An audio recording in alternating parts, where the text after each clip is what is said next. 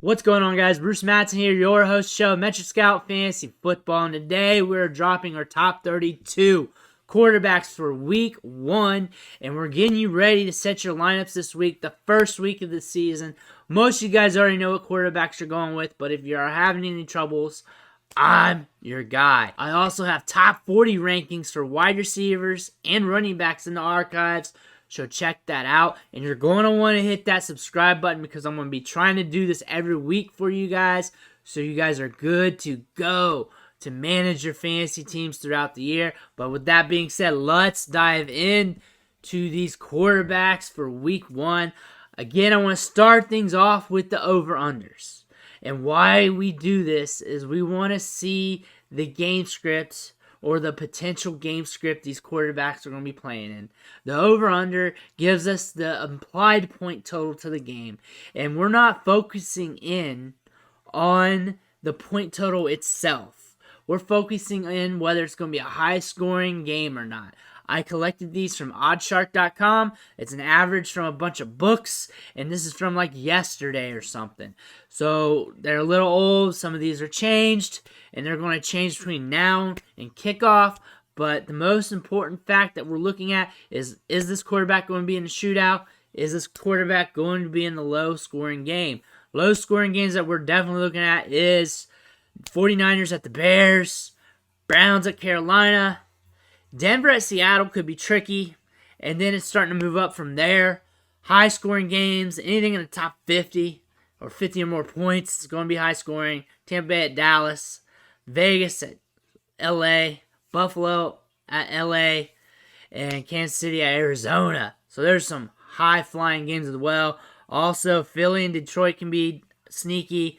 I think some people are going to be looking at Green Bay and Minnesota. So we have some explosive matchups and some low ball matchups as well.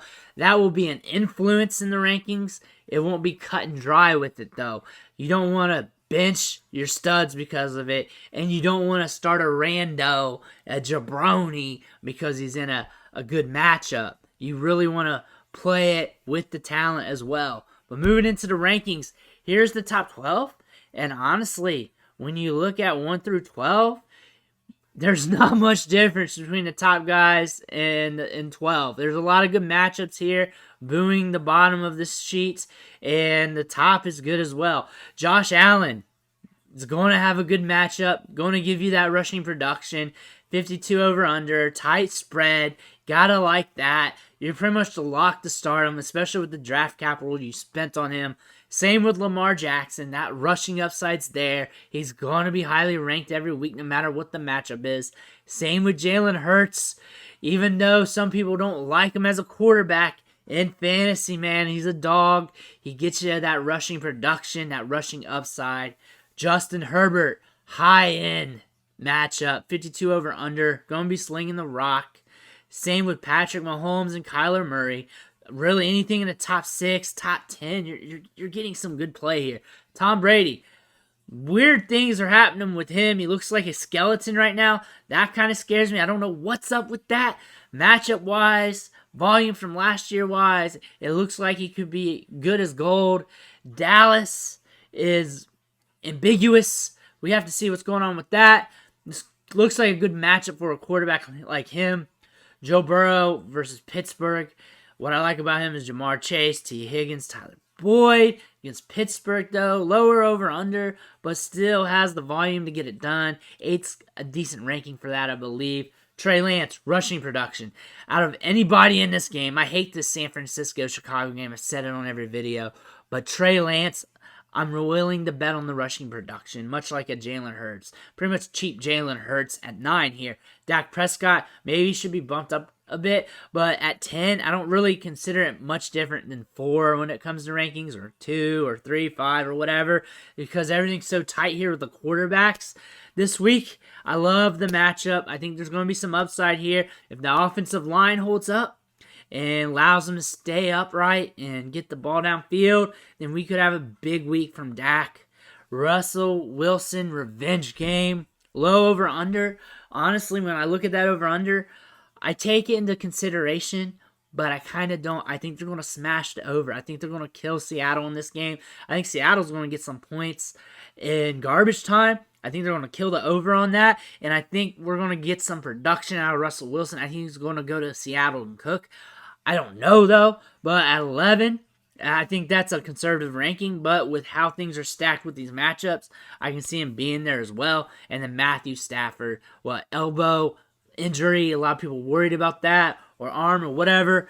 52.5 over under. I'll see if that affects him when it happens. But honestly, I look for him to eat. I look for him to be well. I think he's being underrated this week. I pumped him up the rankings. I saw some people have him a little lower than this even. I think they're trying to be conservative.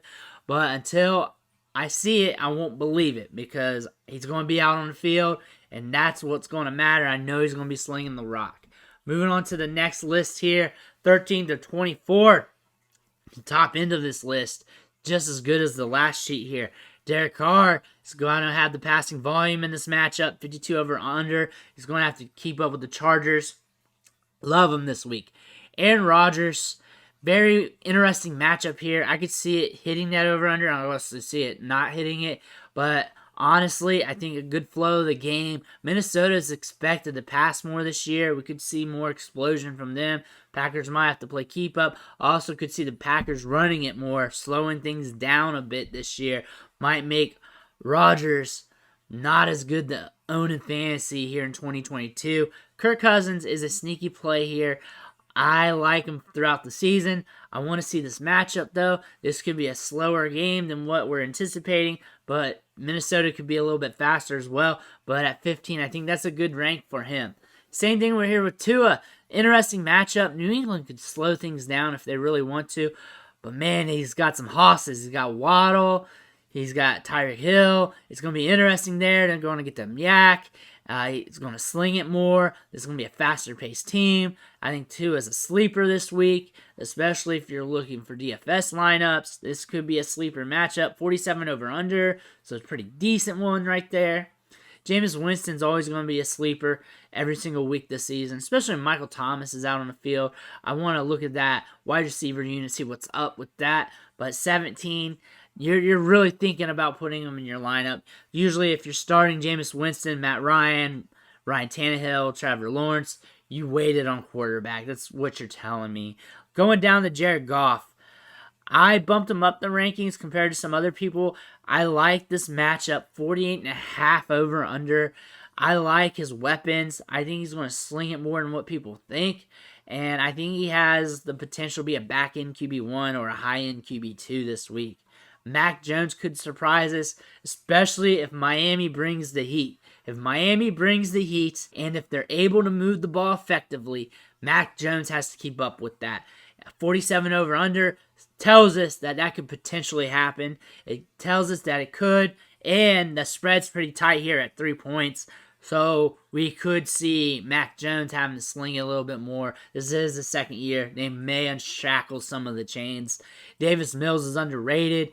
I could see him slinging it, trying to keep up with Indianapolis. Indianapolis is expected to roll here. They are favored by 8 points, which is pretty high for an NFL spread. Justin Fields, rushing production. I hate this matchup. I don't think the passing production is going to be there, but it could. This could get out of hand, so who knows what's going to happen, but I'm not slinging them up the rankings. Last, these are the ancillary jabroni quarterbacks. Mitch Trubisky, don't know what we're getting here. He does have some options. This could be a sneaky bet, but Carson Wentz is not a sneaky bet. I would not rely on him at all.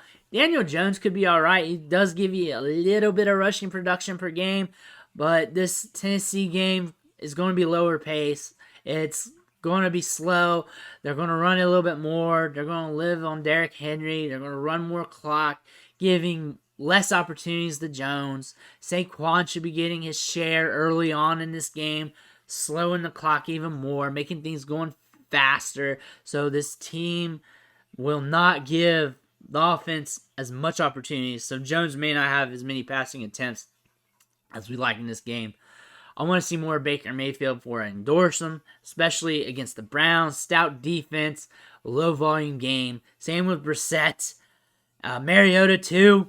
Joe Flacco, you're not going to bet on Joe Flacco. No one's starting him. Same with Geno Smith. You're definitely not starting him, but he's in there in the rankings. If you're starting him, you already know you're starting him because you don't have anybody else. And if it's between him and Joe Flacco, just close your eyes and say good luck to yourself, because that's all you're going to have to do with that one. But that's it. That's it for the 32 ranks on the quarterbacks. Let me know who you're starting this week. Drop in the comments. Let me know if this helped you at all. So I'll keep doing it for you. Smash that like button. Lets me know I did a good job. Also helps the video and the algorithm. And if you haven't already, hit that subscribe button. Do it now. Hit that button. That way you don't miss another show. That way you don't miss any of these rankings episodes, especially in week 2, 3, 4, 5, when this really matters, when things aren't as cut and dry. You're going to need this for you to look at to help you out with your team. Remember, try look at spreads, over-unders. That will help you with your lineup decisions, especially for the wide receivers. Those are a little bit harder sometimes. But I want to thank you for watching, and I'll catch you on the next vid.